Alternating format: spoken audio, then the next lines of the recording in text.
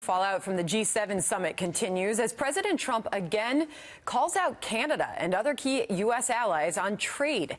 The president tweeting, "Sorry, we cannot let our friends or enemies take advantage of us on trade anymore.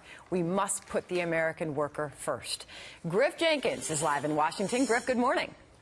Good morning, Sandra. It appears the president is escalating the start of a trade war with America's closest allies, unleashing a barrage of tweets in the wake of the G7, some aimed at Canada's prime minister, as you mentioned, like this one. He says fair trade is now to be called fool trade if it is not reciprocal. According to a Canada release, they make almost $100 billion in trade with U.S. Guess they were bragging and got caught. Minimum is $17 billion. Tax area from us at 270%, then Justin acts hurt when called out. This all began when the president shook things up in Quebec, but then became furious when Trudeau held a news conference after his departure and said this.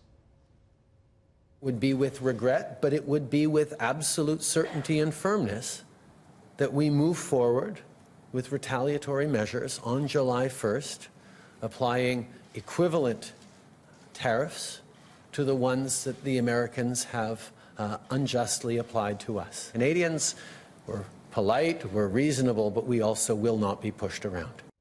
That prompting the president to withdraw his agreement to the group's communique and infuriating administration officials with harsh words coming from the president's trade policy advisor, Peter Navarro.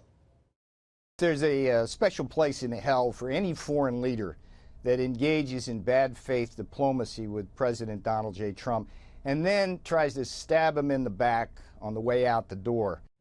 And Sandra, the fallout continues with G7 leaders like Germany's Chancellor Angela Merkel calling the situation, quote, depressing and vowing tariff retaliation as well. Perhaps one positive note, overnight trading was mostly up in the euro, getting a bounce despite heightened worries over this what would be an ensuing global trade war.